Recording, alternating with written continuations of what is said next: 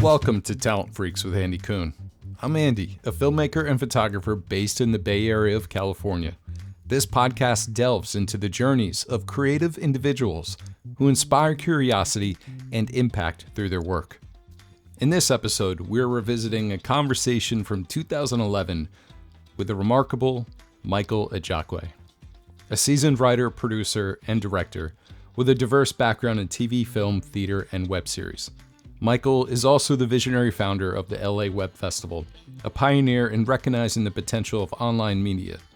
Our discussion explores his extensive career, his insights into the entertainment industry, and the evolution of web series as a powerful medium. This is a one of two-part series focusing on Michael's past experiences and the inception of the LA Web Fest. Stay tuned for part 2, where we dive deeper into the future of online media and web series. Before we dive in, don't forget to subscribe and rate Talent Freaks on your favorite podcast platform. It helps others discover these inspiring stories, and I'm incredibly grateful for it. I'm incredibly grateful that I was able to reach out and record this. And I know sometimes it doesn't sound as good when you have a phone call or even bad internet back then, but Michael passed away because of cancer. I'm glad I have a recording of his brilliance, but also of his true nature, which is generous, kind, creative, and just a really good person. So enjoy this. And if you ever had or have in the future the opportunity of becoming a part of the LA Web Fest, know that he put his heart and soul in it. And it was one of the most incredible experiences I had, where he tried to make everybody feel welcome. We weren't close, but I miss those kind of people in this world. And I know his family and friends who knew him and loved him, they're very lucky ones to know a man like Michael Ajakwe. So let's jump back to 2011 and enjoy this conversation between my young self and Michael Ajakwe. This is part 1. Michael and I kind of crossed paths when I went out to the LA Web Fest in 2011 for Often Awesome, the series. It was such a cool, unique vibe at the festival. It was unlike any film festival, so I got a chance to get to know Mike. It just felt like a long-lost friend. So I asked Mike if he would like to come on this podcast to talk about his past, and he's a very unique past. He began as a writer, and he's been in the industry for many years, knows the ins and outs very well, worked on TV shows, films, theater, and even created his own web series. He is also the founder of the LA Web Festival. He believes the future of entertainment is online, and he's ahead of the game.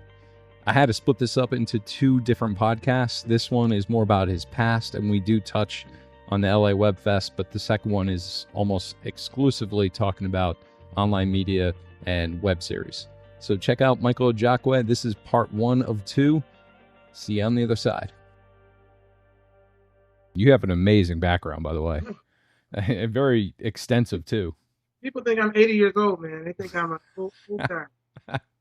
I've been reading this book. I started reading this book about Quincy Jones, who's a hero of mine. A lot of people pattern their career after a writer. I'm trying to block the sun out here. After another writer, but I kind of patterned my career after Quincy, because he's just done so much as a musician, and producer. I mean, it's incredible, his back, but he started when he was 13. Yeah. And so, but he's still going. I mean, the guy's still kicking. But this book, I was in traffic court reading this book. People kept saying, "What are you reading? What are you in between, cases, But it's just fascinating to read. It's really, to me, it's like no limits, no limitations, and just learn as much as you can. And that's what he advocates. Well, your background. You're a writer, correct? Is that your background? Yes, writing. Writing is the foundation. Right. Producing came about because of writing, right. But it started with writing. And at my core, even though I write, produce, and direct, I consider myself a writer first. Writer, producer, and then the director. Because I was going to say, some of the weaknesses that I have is writing. another weakness I have is motion graphics. Like those are just, I know my own weaknesses, and when I see certain people that have skills like writers, I look at them, I go, the world is really yours. I mean, everything else is, you could pretty much learn on your own. Like it'll take a little time, but you can learn to direct, you can learn to shoot. And a lot of that also takes skill too, but especially like motion graphic design or graphic designers or photographers, when they get their hands on a camera to start shooting, they already have like this edge over someone that doesn't have any of that background, that's been through film school, because they know what how a composition looks. They know about light. They know about f-stops. They know about all that, and they can all they really have to do is translate that to video. So I don't. There's no point to my story besides like it's impressive because you start off as a writer and you've done so many things across the board, and just for impression. I know it's tooting your own horn, but just numbers. You don't have to or go into. But how many things have you done across the board, like plays, TV, and movies, documentaries? It's man, it's a lot, man. I started off as a writing poetry, but yes, the plug. It's the plug. I started writing poetry when I was in junior high school. I started writing in junior high school. I've always been considered a good writer, even as a kid. I used to get compliments on my book reports at school. I would be accused of plagiarism. Even my mother once accused me of lifting something. But as a kid, you don't know. You just say, "Oh, come on, mom! I didn't make that. I didn't steal that. I wrote that." You don't realize that you might have a gift at something. But people keep telling you, teachers, family, they keep saying, "Wow, you write well." And that was me basically as a child. But when I got to junior high school, I never read. I hated reading. My mother and father, who were from Africa, they're from Nigeria.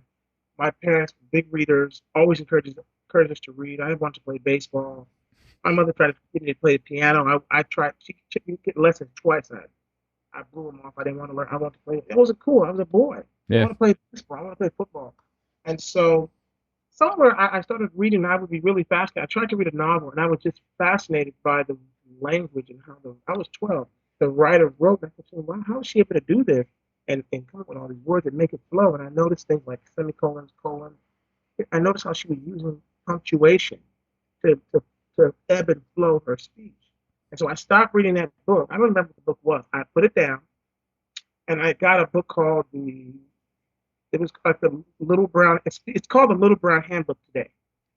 And I literally read the whole book over the summer of 1978. I read, it was back then it's called like the English Handbook, but it was a book on English and punctuation and how to use, phrases and and I read that book for the summer, just on my own. My father had it in his library. I pulled it, found it, and then I didn't write it all that summer until afterwards, and that really helped a lot. Then I was able to know how to use punctuation, which is very important to the ebb and flow of writing. So important. Punctuation is like your referees. And so does like text messaging just kill you because of that? Like when you see that? It's cool. That's created a new kind of language because you're abbreviating things and using some words. I think it's cool. That's awesome that you have that perspective, because other people would be a little snobbish about it and like, protect us. I've only been texting for a year and a half. I didn't like that. I never texted people. I had so many texts. I didn't know if they were. But it saves time. All of this stuff it's a little different. It's new for our generation, but it definitely saves time, and I think it's great. Yeah. And it's like a new language the kids have. But so I did that, and then I started writing again, and I started writing poetry. And I had a neighbor of mine I grew up with. He became an actor, and I would stop by. My best friend lived next door to him, and I would stop by his house on the way from my best friend's house. He was trying to become an actor, and he really helped me dream. He was like 7 or 8 years older than me, and he would read my poems, and I started writing these little short stories. He'd read them and critique them, and I'd rewrite them. He was my first. I didn't realize it, but he was my first writing mentor. And his name, he went on to be, and his acting career, I watched him from his first role ever, that's right out of high school, to starring in, the ultimate was when I went to the movies with my girlfriend at the time, back in 1994, and I saw a movie called Forrest Gump, and this guy, he played Bubba Gump in Forrest Gump. His name is Michael T. Williams. And In the actual Forrest Gump movie, or was this a play? in the movie Forrest Gump, he's Bubba Gump. Right, Bubba Gump. Oh, Yeah, wow. that guy, Michael T and I grew up. We grew up together in the same neighborhood. But he's older than me, and he was trying to be an actor. I was in junior high school when I met him. I was in the 8th grade and 7th grade. And but watching him try to make it as an actor, and I didn't even want to be in Hollywood. But I remember it inspired me to write, to focus on my writing. He was my first mentor. Gave me notes. Then I tried to write a novel, wrote another novel. Thought they were great. They sucked, and no one's ever going to see them. Except read them back in '78 or '79. Then moved to Africa for 3 years. We moved back to Nigeria. I was there for almost 3 years. Did a lot. Finished my poetry book. Michael T had a friend. His name is Mickey, which coincidentally is my nickname. His friend was just finishing a poetry book, and his friend's book was hit. I overheard them talking. It was 40 poems. You had to have 40 poems to get it published. So my goal became, this was in 1980, to write 40 poems. I'd only written 2 poems. Wow. By 1983, I'd written 40 poems, half in America, half living in Africa. I finished it in Africa when I was 16. And it's unpublished. Again, that was my early stuff. No one's going to see that. But that was how I started as a poet. And if you look in my yearbook, the year before I graduated, I said poems that were published in the yearbook. Then the year I graduated, there were 5 poems in my high school yearbook that I wrote. And everybody kind of knew, okay, this guy is probably going to be a writer, because that's all I really did, poetry. But it was poetry. I never thought Hollywood at all. Then I went to college, and there was an aptitude test that everyone takes in high school. There's an aptitude test we all take. What I didn't know is that they track who scores the highest in certain, like in English and in math. Right. And when I went off to college, I was called into a meeting to separate me and 11 people in my college out of 400 freshmen. 11 of us tested out of English. Our English level was so high that we did not have to take English at all in college. Oh, that's just... I was 11 people. Wow. And I didn't even know. They told me. But I still was an English major with a writing emphasis and a political science major. I thought I was going to be a lawyer. And it was during my time in college, my mentor, my true writing mentor, Professor Bruce McAllister, who's my next mentor after Michael T. Williams, the actor, the famous actor. He's the one that recognized my, I guess, talent when I was a freshman, became my advisor, and then proceeded to kick my butt. This man has been published in major magazines since he was 15 years old. He knew Isaac Asimov. He knew, what's the guy, this guy everybody does, is the Blade Runner guy. I can't remember his name. Ridley Scott?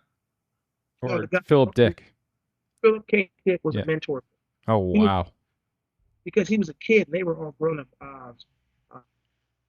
Arthur C. Clarke. And so he was my real mentor. He said, if you want to do this for a living, I can help you, but you're going to have to work really hard. And changed my life. And he rode me for 4 years, man. And it was through working with Bruce McAllister, taking all his classes.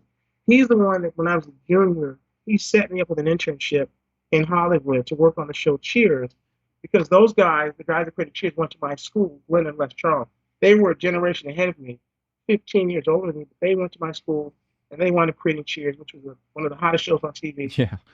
They allowed me to intern. I was supposed to intern for 1 month on their show. And when I got there, I'd never heard of what a comedy writer was. I was blown away what they were doing. It looked like the funnest job in the world to sit around and write stories and make them funny. And these people embraced me. They were so nice to me as an intern. How many writers did they have at Cheers? They had about 8 writers there. Brilliant writers. I read everything. I read every draft of every outline, which was few because they rarely rewrote their outlines. They were so good when they got them. And I also read every draft of every script. The scripts go through 4 or 5 drafts. And a lot of times, even if they change 1 or 2 words, like when there's the table read, there's a draft, the table draft. Then after the table read, whatever notes they incorporate, they change a joke, if they cut something, that's another draft, that's another color. And then when they do the run through, the first rehearsal on its feet, when the writers come and see what the actor's doing with the director, they're going to give their note, another draft. Then there's a second run through, and there's another draft. Then there's then you do it in front of the audience, and so there's like 5 drafts by the time it gets to the audience or shooting. And so, but I read everything and saved everything. I really was trying to see how the scripts changed. Yeah. And on Cheers, they rarely change. A lot of times they just punched I noticed the structure from the very beginning, even from the outline, the structure rarely changed. They might freshen up a joke here and there, but they rarely, it was little things. Rarely did you see them have to rewrite a script from page one because the structure was so sound. And that's what I really noticed in being an intern on that show. Let me go back to what college did you go to? I went to the University of Redlands in Redlands, California. It's a small liberal arts college. There were at the time there were 1,200 students Oh, at the school, which is very tiny. The ratio of students, professors to students was like 11 to 1. oh, You, that must have been a nice learning yeah, environment. 20 people in class. That was a big class. Yeah. You could go to your professor's house. I mean, we such a great school to go to for me, and I needed it because I was on my own. My parents went to Africa. I was here by myself. I just turned 17, and I really needed that kind of I needed that kind of family. Yeah. It was a great experience. But here's the funny thing: my college work. I was there on scholarship. I received a scholarship to go to school there, and by the time I got to college work study, there were all the jobs were taken. There was only one job left. Out of all the college work-study jobs in the entire school, there was only one job left. What was that job? It was a writing job with the school, with the public relations department. They had a job as a writer. Nobody wanted that job. I applied for the job, got the job, and I worked for the school for 3 years as a public relations writer. That's why I wrote press releases for Oh, the dude, that's such good experience. Oh, but my boss, Mary Lundcron, was my boss, and she was again really tough, demanding, um, and which I needed. And I wrote press releases, I did exposés for the school, uh, and I was getting paid to do it. Most of my colleagues who were journalism or writing majors were, if they were writing, they were writing for the school paper, but no one was getting paid for it. And from that job, I interfaced with the editor of the local paper who liked my writing and hired me to do freelance exposés for the Redlands Daily Facts. That combined experience um, made me qualify by the time I was a sophomore, junior, to apply for a job as a part-time sports writer for the Riverside Press Enterprise. I got that job. So on the weekends when my friends were partying and stuff, I couldn't even drive. My roommate was taking me to football games, and I was covering football for the newspaper, getting paid. I think it was $80 a story or something like that, part time job. Did that for 2 years, and then so that was. I mean, I was studying writing as a student. I was writing in my spare time, getting paid. I thought I was going to be a newspaper writer. I was headed in that direction. Hmm. So I took my first playwriting class as a junior, and I'd never had a playwriting class. I thought it was fantastic, and then I took a screenwriting class. Their first screenwriting class was my senior year. I was supposed to go to London. I was a poli-sci double major. I was supposed to go to London, the London School of Economics. I've been accepted. I was supposed to go there for a semester. I do regret not going. I wish I had gone because I could have always taken a screenwriting class. But at the time, you're 20 years old, you're 19, you feel that if you don't do this now, you're going to miss it. Yeah. And I wish I had gone to London in hindsight, but I was serious about that writing, man. I kept learning. The more I learned about television writing and screenwriting, Andy, the more I wanted to learn more. And then working on Cheers, I mean, that combination, I was just like a sponge, man. I was just obsessed with screenwriting. When you're talking about this, I'm getting like flashbacks of it's funny when you mention your parents, like how you grew up, you wanted to play baseball, football, and I was like that too as a kid. Both my parents are artists. My mom's an art teacher, gifted and talented, a high school art teacher. My dad was a art professor, and so we lived in Montclair, New Jersey. So they took us to the museums all the time in New York City. They took us to Broadway shows. They took us everything. As a kid, I just didn't appreciate it because I just did not know, and it's always the parents know best, but it's funny looking back on it, and I thank them over and over again for that foundation. Even though I wasn't paying attention, it was kind of like osmosis, just being Yeah. around that. Oh, yeah, it has to rub off on you. Yeah, and although the one thing I do regret is I was not a good high school student, so I could not get into a good university. Now, I went to University of North Carolina in Greensboro, which is a good university, but the program for film is not something that was good for me because I was one of the students that would do poorly across the board unless I found something that I excelled in. And like what you're talking about in your school, how like these things that just kept falling in front of you, you kept embracing it like sponges. And I would always push the envelope because our program didn't have enough things. So I would always try to do new things or try to do above and beyond.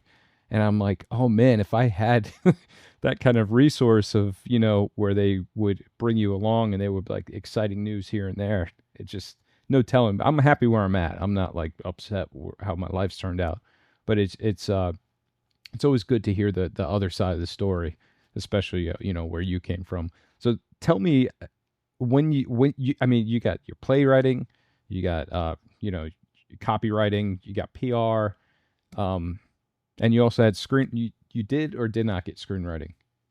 Oh yeah, screenwriting. See, my school was like your school. We didn't have a film. Back in the '80s, late '80s, man, they kind of looked. A lot of colleges kind of turned their. I don't know if your school was like that. My school was kind of like that. They kind of turned their noses up at screenwriting, television writing. That wasn't considered real writing. Poetry, fiction, prose. That was considered real writing. So if you got in a USC Film School or UCLA, Oh, that was not as prestigious as University of Iowa.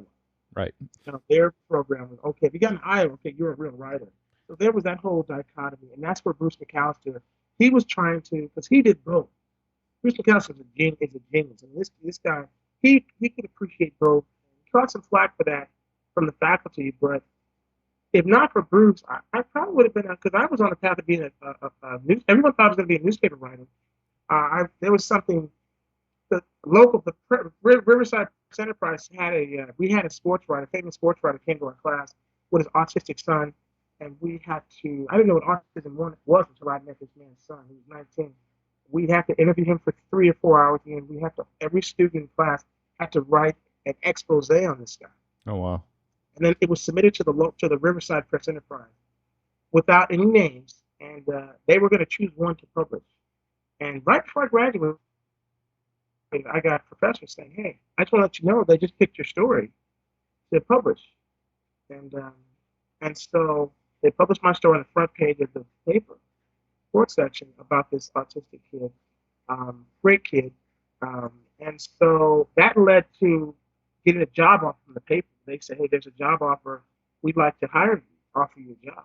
At the same time, I just finished my internship. I'd written my first outline, my first comedy spec, so to speak.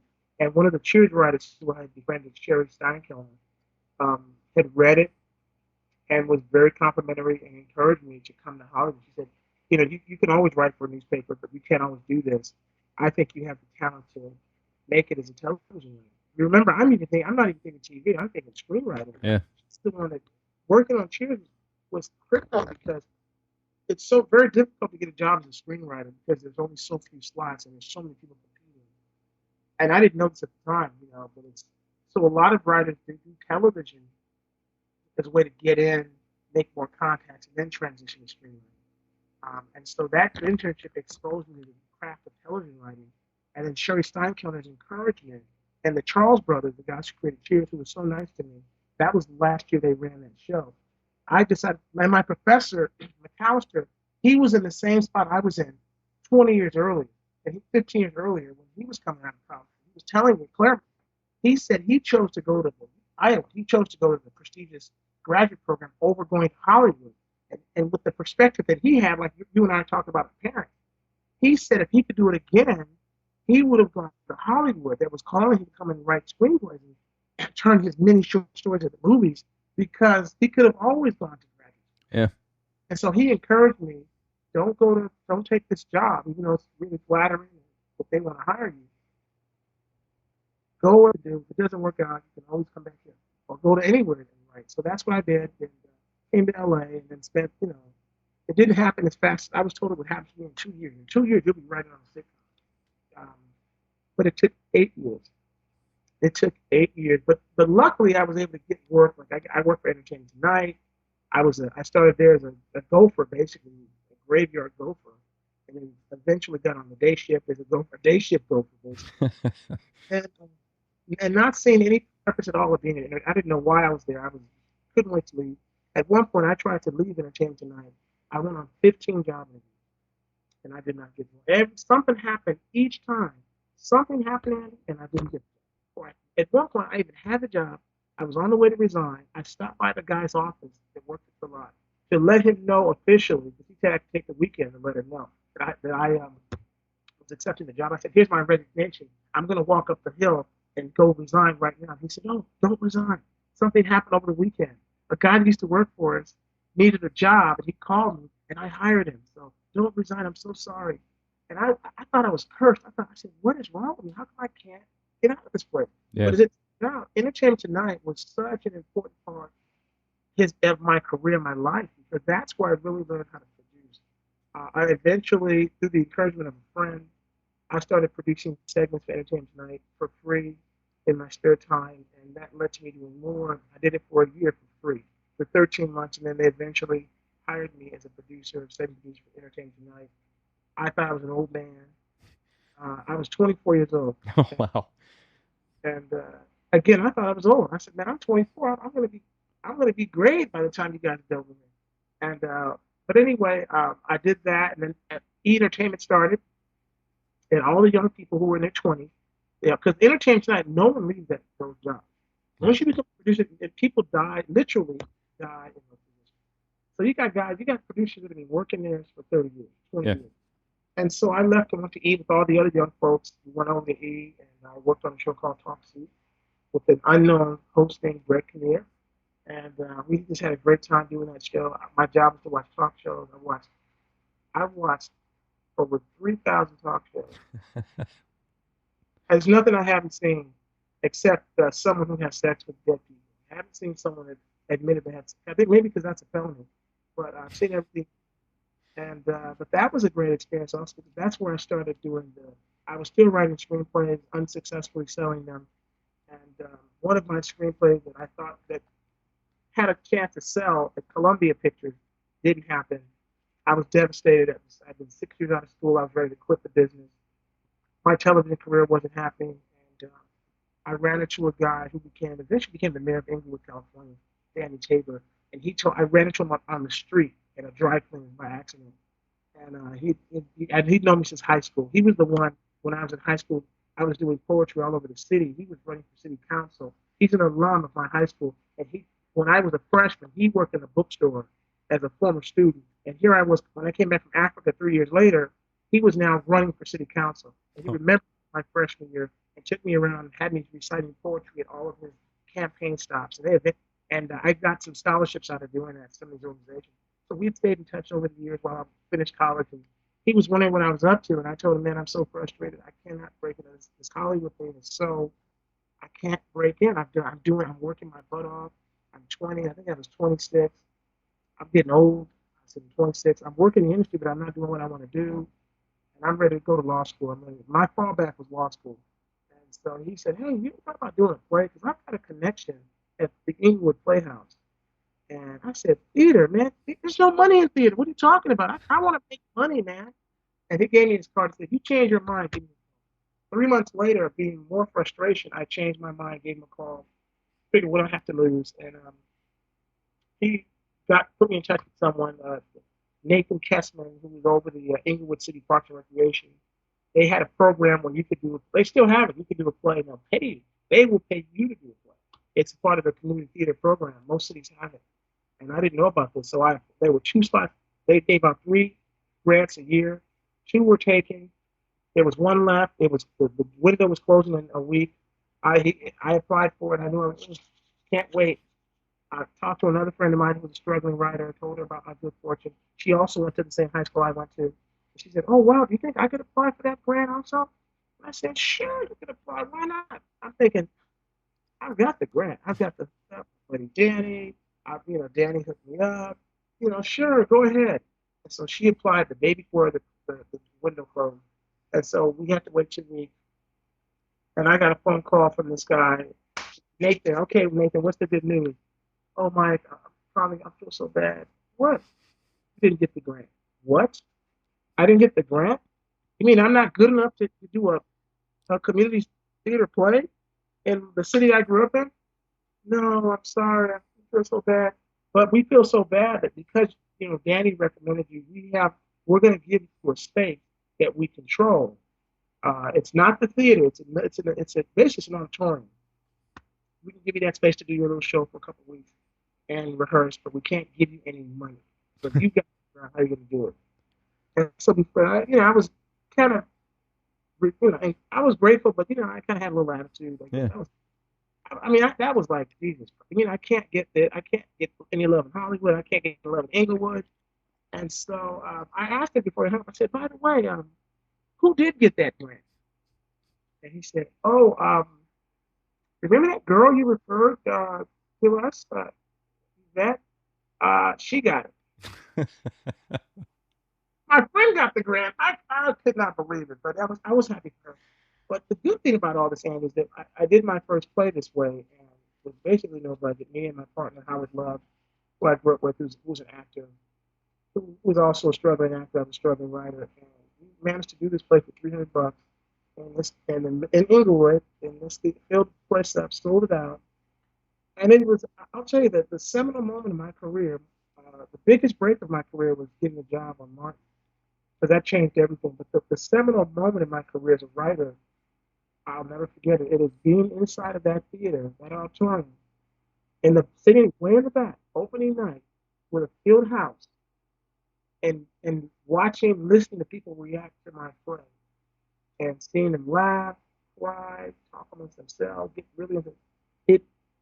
I can't tell you the feeling I had, because in Hollywood as a writer, so much of your self-esteem, so much of your self-worth is is measured by what do the suits think about you? What do the people whose job is to look for scripts and look for writers, what do they think of you? They want to hire you. What do they think? What do they think of your work? That's how we tend to measure ourselves. If you've never done something like theater, if you do a play and there are 100 or 500 people in the theater, and you maybe know some of them, you don't know most of them, and they're laughing at your jokes when it's funny, and they're crying or totally involved when you're in a serious part of your script or your play. And then at the end, when they say, God, I enjoyed it. Here's what I like. They get specific about what they like. For me, there's no greater rush. And there's no greater validation of whether or not you're doing your job. And a good example of that is a guy like Tyler Perry, who, you know, very controversial. I have an issue with him that has nothing to do with what he's doing. But this guy this guy's a self-made guy. He Yeah. does incredible things. But he started off doing theater and took that audience to television and film it in television. And the critics aren't very kind to him, but it doesn't matter what they think because the people love him. You have the audience. He has the audience, and that's who you're gonna. So this is what I say: who are you gonna listen to?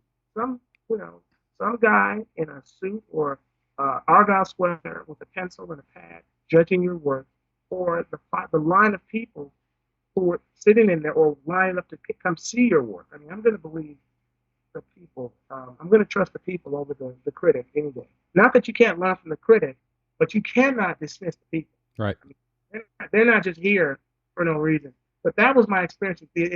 That play wound up running for a few weeks. We made about our $300, netted us $3,000. We put a down payment on a bigger theater, the Wilshire Ebell, a 1,200 seat theater. Sold that out, made Nice. $50,000 profit, 40,000. We kept running that play all summer. It ran for 8 months, and we made over $100,000 on this play. That we Wow. got. What it did is it really taught me: don't rely on other people. Don't rely on. If you don't have to, don't rely on someone else to empower your art. If you can, do it yourself. Artists, we don't like to deal with money. We don't like to deal with numbers. We want to do our art. Let's hopefully find a patron. And it's always been like that from Shakespeare on down, where patrons of art will finance the art. And the new thing we're seeing more and more we're seeing the artists finding ways to finance, whether it's Kickstarter or Indiegogo or private, your family, which has always been traditional, or people's families kicking in money. My family was instrumental. Once my mother and my partner's parents saw the crowds at our play in this little theater in the middle of Inglewood, we put together a little business plan and got them to put together $27,000, and that's what we used to take with our $3,000, and that's what we used to take the play to even bigger, and it ran all over, and we had some wonderful people out of that play. Hill Harper, the guy that's on CSI New York Reporter, he had just graduated from Harvard, came to LA to become an actor, and he was in the show that same show. And so was the actress Niecy Nash. Niecy, yes. Reno 911. Yeah, Niecy actually was walking off the street. They were all the parts were gone, and Niecy said she hadn't been in a show since high school, and she wanted to be involved. And I hired her as my stage manager, and she was my stage manager, and then got in the show because we lost an actor. I didn't know she was an actor until we lost someone. She stepped in for a rehearsal, was incredible, and then came back to be my stage manager. I said, "Oh no, no, no, you're fired. You're no longer my stage manager. You're in the show. You're an actor." And I fired another guy that was a friend of mine who was a horrible actor. And I said, "Hey man, you're a terrible actor. You're my friend. Why don't you be my stage manager?" And so he became my stage manager. They switched parts. But wonderful talent came out of that show. Niecy and Hill specifically, because they've gone on to become national figures in terms of acting. That's fantastic. And it sounds like that really is like your foundation. Like that story, what you just said about that play that you produced is really the foundation. Everything else that you've gone through in your career. If you look at my career, even though that play, all those years I spent trying to break it and writing television scripts and movie scripts, unsuccessfully, that play, I got an agent out of that. I got an agent through my lawyer at the time. I got an agent with that play, a literary agent. That agent sent my play to HBO. HBO loved the play, called me in, got me an interview for Martin, and I got a job on Martin because the head writer was a playwright, and no one else on the staff was a playwright. And he wanted someone else on staff who wrote plays. And that was a big reason why I got that job. So this little play that I didn't want to do, remember, I didn't want to do the play, that I didn't even get funded for. I was so pathetic and so lame, I couldn't even get a $3,000 grant from the city that I grew up in. But that play changed my life. It changed my career, changed my life, and it also changed me as a person. That was the beginning of don't wait for other people to hook you up, to empower you. Do what you can for yourself. And what happens is when you start doing things for yourself, it's like that law of attraction. These people, it's like people start gravitating toward you that can help you. Or that's just weird. It's the weirdest thing. Some people are good. Some people can be in need and ask for it and get it. Some people will come to their aid. I'm not one of those people. When I'm in need, it's like no one's there. Hello? Hello? I'm dying over here. Hello? But when I start doing for myself, it's like people hear about it and then they want to get involved and the right people start coming around. So that was the beginning. That's why the LA Web Fest, when I started the Web Festival, I kept waiting for someone else to do it. Actually, I waited a year saying, I kept saying, somebody needs to get us together and have a festival. Never thinking it would be me. And after a year of saying, I really think this is a good idea. Why didn't someone do this? I, again, harkened back to Rogers Park, to Inglewood, and said, well, what do you need to do a festival? You need a space, and you need a screen, and you need another space to have workshops. It doesn't have to be a big space. It can be small. Why not start small locally? And that's what I did. I just, with no budget, in this case, really no budget. I knew a theater I did plays in. They had a big screen that dropped out of the ceiling. I knew the guys that owned it really well. And I said, I met with them Christmas of 2009 and said, this is the vision I have. Do you think I could do this here to get started? And can we work? Can I pay you later after the event? And they said, sure. We know you've been doing plays for 10 years. Okay, fine, Mike. Let us know what day. Let's pick a day. Work backwards from there. And then it was printing. Okay, now I got to make sure this stuff looks good. Everything should look good because no one should know that we got no budget here. It should look like we have some budget. And it just kind of started from there. And but it goes all back, like you said, to Rogers Park. And then I got a job on Martin. The play led to a job on Martin in 1995. And I quit my job at E! And that was the beginning of my odyssey as a television writer. But when I was doing the television writing, you're making a lot of money as a TV writer. There's no reason now why I have to, throw car washes and use my tax return to do a play. Right. Now, resources to do a play right. I can actually put money aside during the season and say, okay, during my hiatus, or 3 month hiatus, my friends will be traveling all over the world and going to Italy and France. They say, Mike, you want to come? You want to go to Costa Rica? You want to go to Bali? And I say, no, I'm doing a play. I did a play every hiatus and then so wound up selling a movie somewhere along the way, sold a film, and then got into web series writing. 2006, 2007. I was working on a TV show, and I noticed the younger assistants on the show were one of them was doing this web series. I didn't know what a web series was in 2006, and then People still don't know what it is. yeah, that's right, exactly. And a guy when 60frames.com first started, the guy that started that went to college with someone I knew, and I had a phone, Brett Weinstein is his name. Brett Weinstein and I spoke, and I didn't know what the web series was. He emailed me. Here are a bunch of places to look at. Here are some sites to look at to get an idea. And so I spent a whole year. I spent all of 2007, 2008. All I did was watch. What I didn't write anything. Just watch shows. Maybe once or twice a week I'd watch a web series and trying to figure out what is this thing. And then jumped threw my hat in the ring in 2009. Did my show and really came to respect the web series. I really came to respect it and appreciate it and admire people that are doing this. The perception of web series, as you know, Andy, the perception is that people who are doing web series, um, they're not skilled, they don't work in the industry, they don't know what they're doing, they're just grabbing a camera and just shooting. And that's what I found is that's far from the truth. Most people do know what they're doing. They are skilled, they did go to school for this, film, television production in some capacity, directing, producing, writing, or acting. And some of them work in the business. They work in the industry in various capacities. Some don't.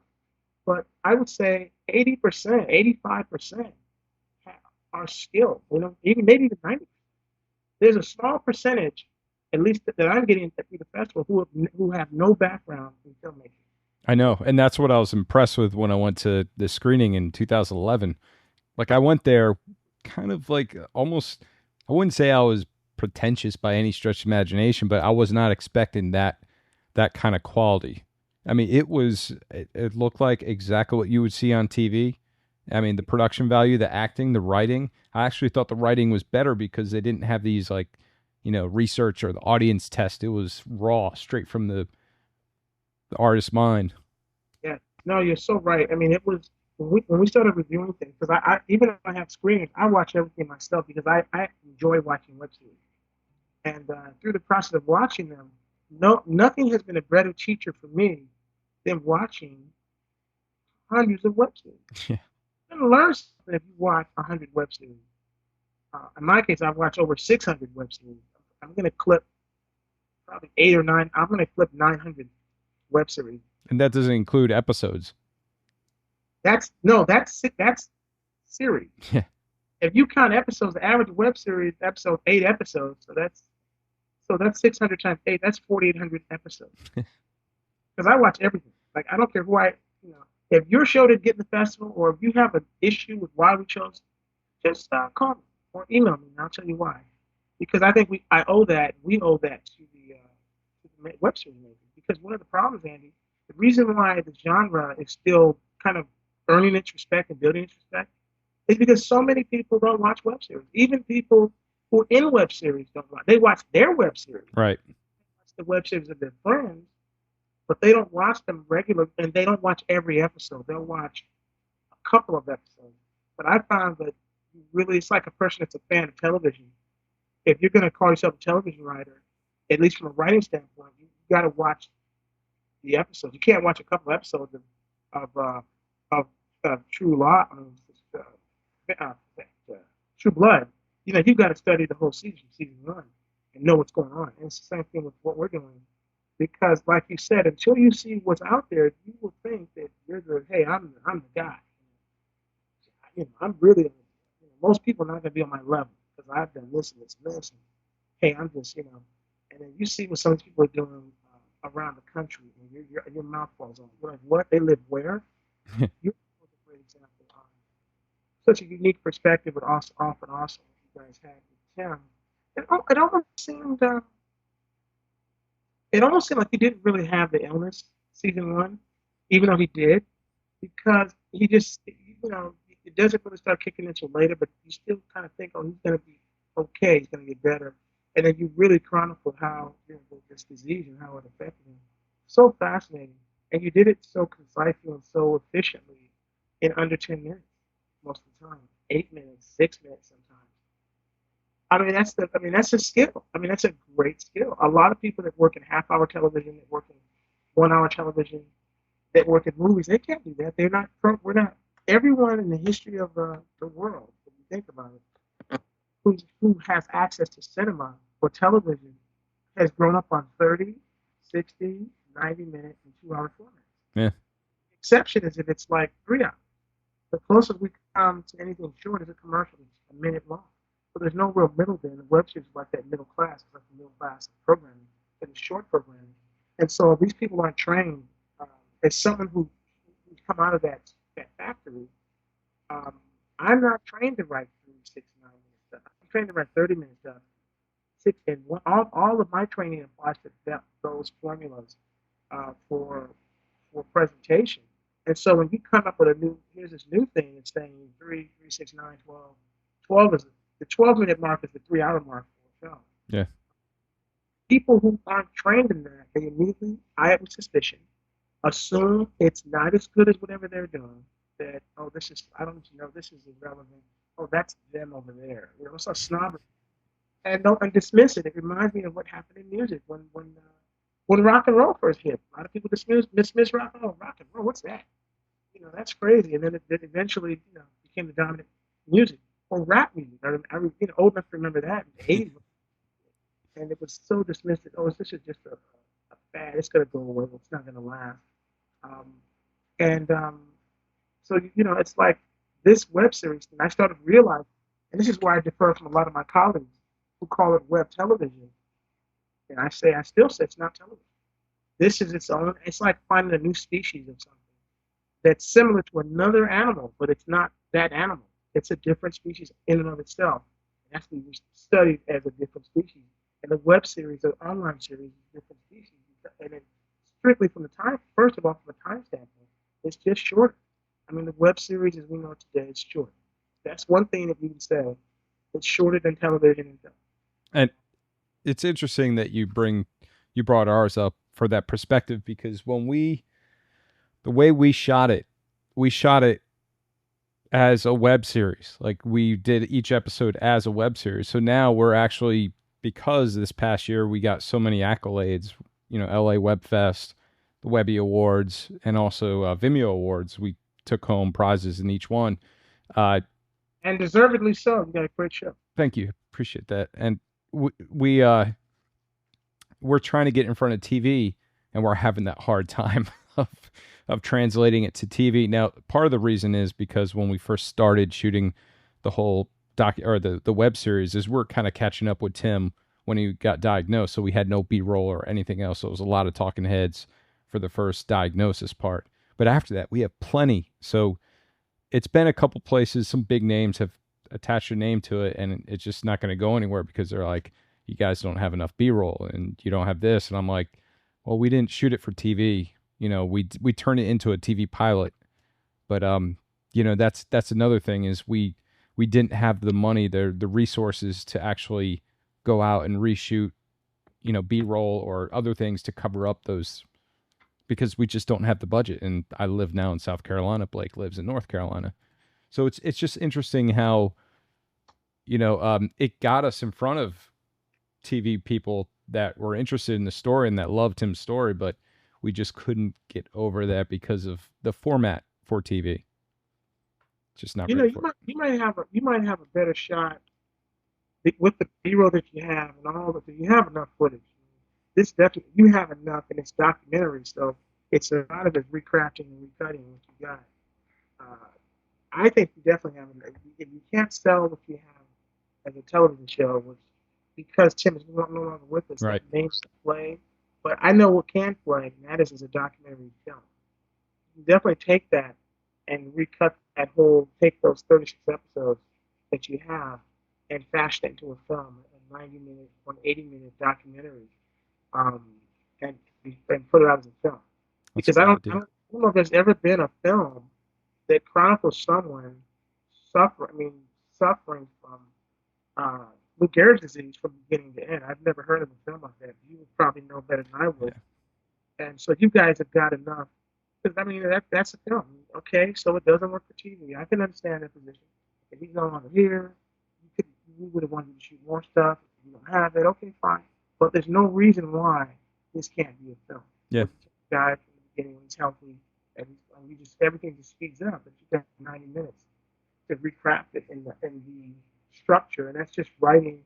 Even if you have to redo some of the voiceover, that's fine. But it's just restructuring that 90-minute film based on what you have. And I, So you're trained for that. You guys yeah. have the training for screenwriting. It's like screenwriting and that kind of thing, and you can do it. Oh, I did a documentary by myself, so I never want to do that again. So I'm so grateful that Blake is a partner on this with me. But yeah, that's probably something what we're gonna have to do. Well, the one thing I like about what you've done with LA Web Fest, because it's funny you said I was waiting for it to happen. Well, that's because you did a web series, Yes. and Yeah. there was nothing out there. Yeah, I did a web series myself. I enjoyed it. I watched it on my computer. I played it for friends, and I would talk to other people online, and we talked on the phone about our shows. And they were so excited. I support someone else's show, and I just thought, the conventional wisdom was, well, if it's for the web, you watch it on your computer. But my thought was, well, a movie's meant to be screened in the big, in front of a bunch of people. A television show is meant to be screened at home in front of your family. But people, they also have screenings of TV shows in movie theaters. They have them in big, get that collective. There's something about, and for me, this comes from theater. There's something about collective energy. Mm-hmm. When a bunch of people are watching something live, it's different than when you watch it alone. Or you can watch it with 10 people. When you watch something with 50 or 100 people, it is an incredible. I can't, it's otherworldly. And so, yeah, this little thing that I just thought, and the only people I thought they were doing web series were people in LA, people in New York. I had no idea it was happening all over the country. And that, let alone the world. When I got my first one from Canada, we had one from Canada that year, Set on Survival. Um, I was shocked. I said, wow, they're doing these in Canada too? And of course, since then, it's only been not even 3 years. We've had 12 different countries. I mean, I just got my first one. We just got one from China, Hong Kong, a web series. I mean, it's being done because it's the people's, I call it the people's entertainment. It's normally, if you think about entertainment, really think about it, normally it's elite funding. Most entertainment is coming from the top. Yeah. The people who run the place, who run the country, they're the ones that are determining what we see in theater on Broadway, what we see in the movies, and what we see on television. They're taste masters, and they and the advertisers when it comes to TV, sponsors, are determining what we watch. And sometimes they get something that people like, and most of the times I think they get stuff that we're not necessarily crazy about. The web series is the first form of entertainment that's coming from the bottom up. It's coming from the people up. Yeah. It's like that's why I call it a movement. And so a lot of the gatekeepers, a lot of the elite, the business people especially, they're not used to. They're the most critical people of web series because they don't control it. If you go to a studio, I've met with some studio execs talk about web series. Oh, they're so dismissive, man. They're so kind of. They assume they're all junk. So here's what I always say. This always gets. So I'm just curious. How many web series have you watched? Oh, I watched 2 or 3. Name them. I saw a couple. They haven't even watched the web series. They haven't watched it. The party line is web series suck. Web series are nothing. No one's making any money. And so we don't need to worry ourselves about the web series. Let's focus on TV. And those people are amateurs, and they're doing it out of fear because they don't understand it, because it's not television and it's not film. And a lot of times history has shown in all cultures, people are afraid of something and don't understand something. They tend to first marginalize it, they dismiss it, deny it, marginalize it, destroy it. Right. Well, they can't control it, so that's the reason why. They don't understand it, so there must be something evil about it because they're so. And it's hubris and it's their it's arrogance, but then over time you'll see in the end the same people that were it's like the same people that are attacking this thing embrace it and realize there's nothing to be afraid of. We just didn't understand it. Right. And that's what we are with the web series, and that's why I just tell people I'm always saying hold on, don't let them drive you away. You're talented. you've got something to say, hold on to it. Don't give away your web series. Hold on to it because it has a value. It's intellectual property has a value, and I've said it. I'll say it. I've never said this on camera, but I'm gonna say it. I've said it at the WebFest this year. I've worked in television for 25 years. I've worked in film for about the same amount of time, 20 years. I've worked in theater for 20 years. I worked in web series for almost 4 or 5 years. 5 years. 5 years. I've never met a stronger group of talented people, like a more concentrated group of talented people, writers, directors, producers, than I've seen in web series. These are the most talented people I've ever seen in life. Um, it blows me away, and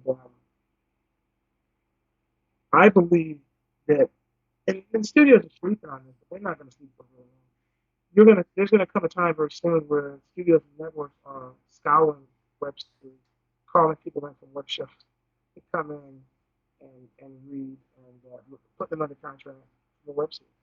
Because it's acting. It's acting is acting, writing is writing, and it's good if it's compelling, but you got to give it a chance. Nothing can flourish without opportunity. And when they dismiss these things, that's their way of prolonging the status quo as long as possible. Deny us by deny us as long as possible. People we got, but eventually it's like file sharing in music.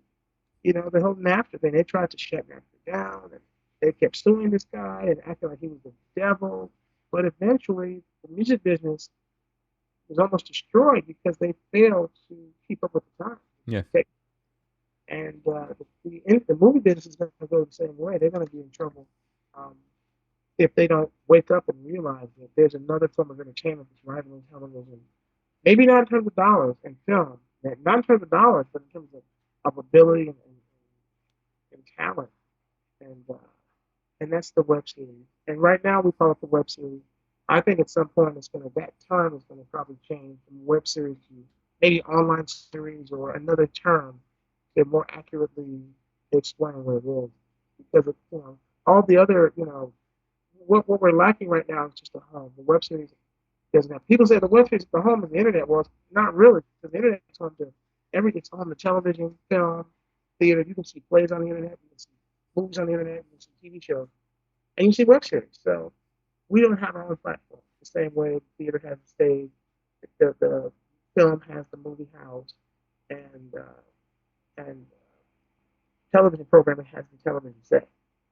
So we don't have our own home yet. We're like a homeless tribe, but eventually we're going to have a home somewhere, and that's going to also change because once we have a home, that's going to increase the ability for the advertising and sponsors to get involved and organize. It's just about organization.